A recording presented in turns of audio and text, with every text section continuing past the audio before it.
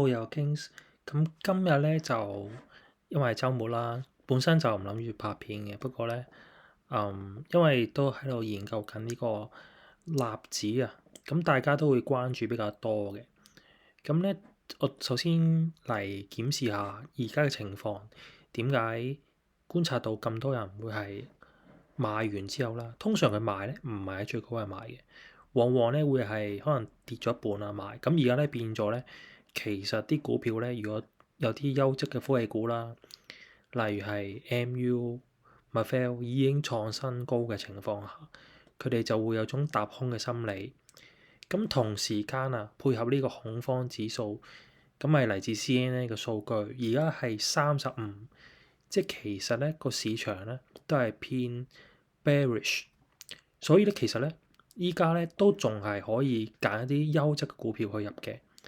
咁我哋而家嘅策略咧，其實咧都係揀資金 focus 喺邊啲股票度。咁其實都係噶啦，即係揀一啲比較強勢股票。咁咧之前都講過啦，Marvell 啊、LAB、Intel 啊、MU 啊、ARM 啊呢扎啦。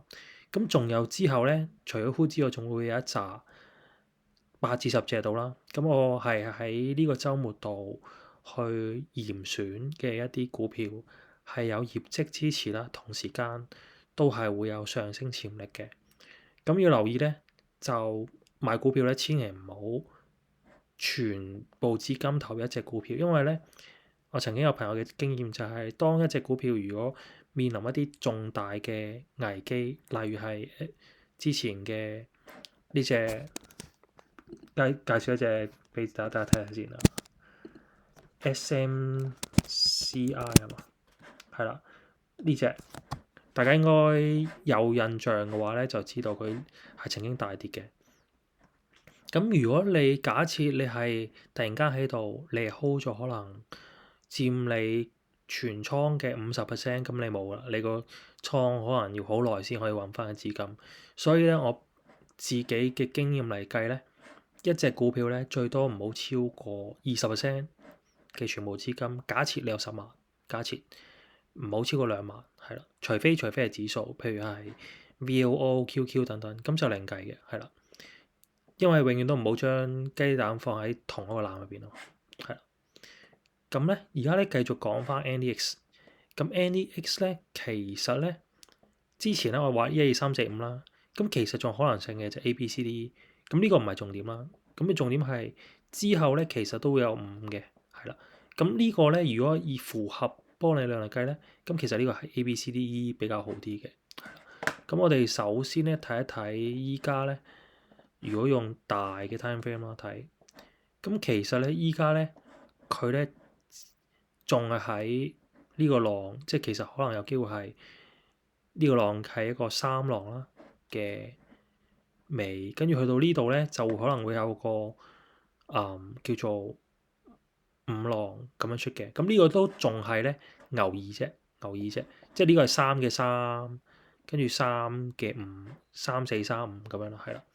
咁點對比翻以前嘅 data 咧？係啦，咁你見到2023至2024年之前 A、B、C、D 完咗啦，咁咧假設你而家喺呢個位置啦，咁你會點咧？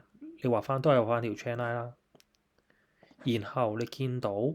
一旦突破 channel line，再回踩，之前講過啦，pullback 就係最靚嘅買點㗎啦。咁而家你見到冇 pullback 嘅，咁而家個 pullback 咧去到成6月17號，即係曾經講過話要大，我就話不斷去話強調要買入嘅位啦，係啦。咁我就買入咗 MU 啊、Marvell 啊，跟住一系列啦、Intel 啊都有啦，跟住 MBIS 都有啦，係啦。咁而你升穿咗呢個位咧，其實就係一個非常強烈嘅信號，係趨勢會開始逆轉。咁去到咧，你每次見到咧，佢都係個 V 型嘅。呢個係呢個納指嘅一個特性嚟嘅，係啦。咁我哋而家睇翻先啊，2023年係。咁之後你睇佢走勢咯，就係咁一做直接上㗎。咁但係而家有唔同嘅，當然係啦，因為而家咧個市咧已經係升咗好多啦。咁你睇到咧，但係咧波浪咧都係運用到嘅，係啦。咁咧佢又係咧，其實呢度咧又係行1、2啦，跟住之後咧就1、2、3、4，跟住有5，最後先5嘅，係啦。咁佢呢個三浪咧可以無限延伸嘅，呢個就係波浪理論嘅神奇嘅地方，即係佢係通常係三浪啦，可以無限延伸，去到呢個位咧先回調咧都可以嘅，係啦。咁佢真正回調嗰陣咧係去到25年啦呢個位啦，係啦。咁我哋譬如用日線圖嚟睇啦，係啦。咁呢度咧個浪咧就應該係可以咁數啊。如果數正式嚟計咧，就係我哋而家計數緊細浪嘅，呢啲細浪嚟嘅，係啦。呢個要分翻清先。而家數緊嘅咧係平時咧係15至30分鐘圖嘅，係啦。而家數緊呢個5，係啦。咁呢個5咧，佢數完之後咧，去到1咧就去到呢度嘅，呢度嘅，呢度嘅。咁呢個咧記住呢啲日線圖啊，呢個15分鐘啊，有唔同噶。咁咧我哋而家睇一睇啦。咁大家唔明朗唔緊要嘅，睇我示範得噶。1、2，跟住3、4啊，跟住5，係啦。咁呢個係當然有唔同，有啲人話可能係，總之咧簡單嚟計咧，就係三浪唔可以最短，唔可以最短個浪，係啦。咁你見到咧呢度咧，其實你完咗之後咧，佢就有急回嘅，係啦。咁但係咧有時有機會咧係行 A、B、C 之後急回都有嘅，係啦。咁仲有一個可能性啊，仲有可能性啊，係啦，就係呢度咧，去到呢度咧先係都未完嘅，即係而家仲係繼續 keep 住啦。咁你見到咧，依家1、2、3、4、5啦，跟住回一回啦，繼續上嘅，係啦。咁所以新嚟計咧，呢個咧可以咁計，呢個係1、2啦，呢個係1、2啦，跟住之後咧呢個係3啦。咁所以講點強調咧，依家納指咧都仲係3嘅，係啦。咁咧，但係記住波浪咧比較複雜啲嘅，佢係分唔同嘅週期，有大週期、細週期。咁譬如2020年嗰次啦，跌完啦，跟住2021至2022又跌完啦。咁每一次佢跌完咧都係 V 上去嘅。咁咧，但係之前嗰個幅度唔同啦，當然之前係跌咗35%，係啦。咁依家咧其實呢個叫做少噶啦，得8%啫，係啦。咁但係佢跌得越深咧，就反彈得越勁嘅。但係你見佢往往咧都係會有 V 上去嘅。咁我哋同時間點留意咧，就留意緊首先睇下，通常咧喺牛市嗰陣咧，佢咧其實係會有啲即係頂背離啦，你見到。但係咧個頂背離之後咧，佢咧落去呢個叫回調啦。但係如果你淨係知 MACD 嘅話咧，你就會可能已經到頂啦。但係其實唔係，佢完咗跟住 V 翻上去。咁咧，但係如果你識數浪咧，指呢個1、2、3、4、5，佢當然可以行 A、B、C 嘅。所以我而家未來嘅預言咧，我就講咩？我就係話依家係1、2、3、4、5。咁5完，假設個完咗啦，然後做個 A、B， 做個 A、B、C 啦。咁 A、B、C 完咗之後咧，再行1、2、3、4、5。咁嗰個浪咧就會係好長，可以夾到勁嘅，係啦。咁呢個係其中一個走勢啦。咁而家啲人你講話點解會話係再會跌落去嘅？個機會率係比較細嘅。點解咧？依家我講啦，因為之前講過啦。咁有個形態咧叫535嘅。咁我而家畫出嚟俾大家睇。如果真正係跌落啊，真正係跌落，我成個拉睇拉唔拉到先。好，拉到啦，係咁樣嘅。跟住之後咧 ，A、B、C 係啦。咁佢當然可以高少少啦，再落都得啦。咁係，但係通常咧就唔會去到咁高嘅。如果535係啦，通常去到用黃金比例計咧，就係反彈50%或者61.8% 左右，然後再落。但係點解依家唔似係呢個狀態咧？首先啦，呢度行咗5波啦，係咁可以用 A、B、C、D 啦。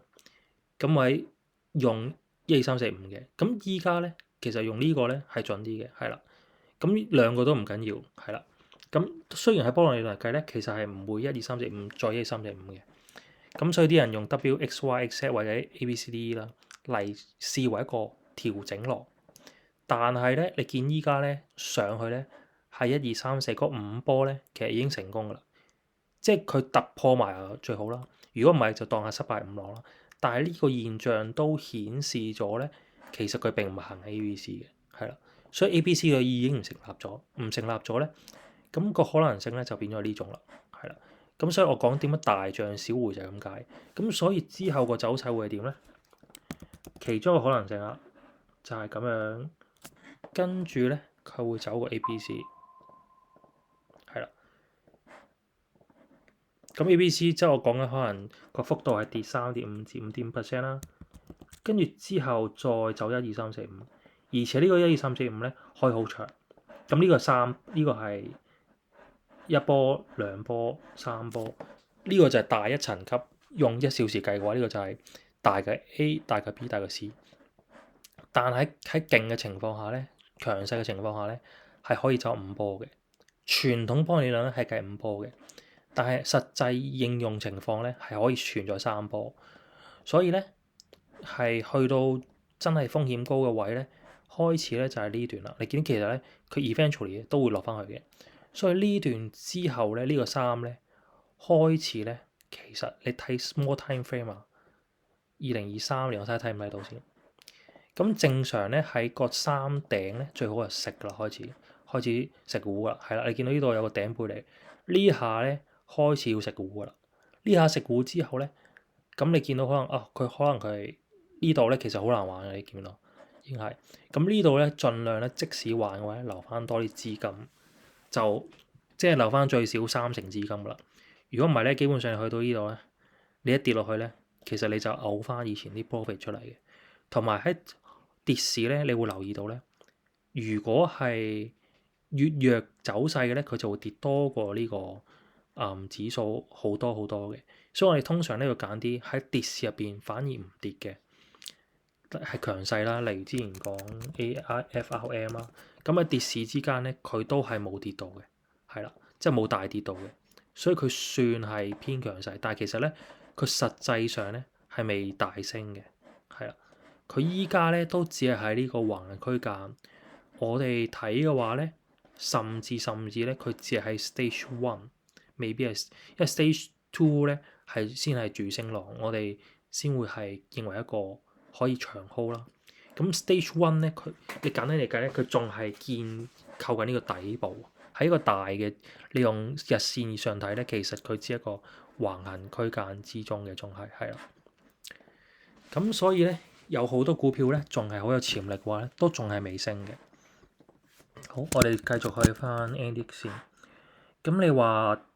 如果你真係睇好多數據咧，嗱，例如啦，25年啦，又係嘅，你上完去夾上去咧，基本上你搭空咗人係冇機會買嘅，你一直望觀望咯，跟住去到你想買啦，咪呢啲位咯，你一買咧，跟住OK 喎，跟住點知啦，升完啦，橫行啦，跟住一嘢冧翻落去，咁呢度咧可能有啲人又買翻又搭空啦，所以基本上咧每次簡單啲計咧，留資金咧就係 pull back。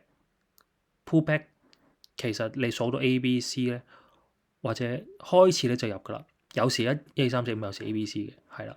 咁你見呢度咧就係 A、B、C 啦，A、B、C 就入噶啦。同埋你見個 volume 咧，睇個底咧係比較高嘅。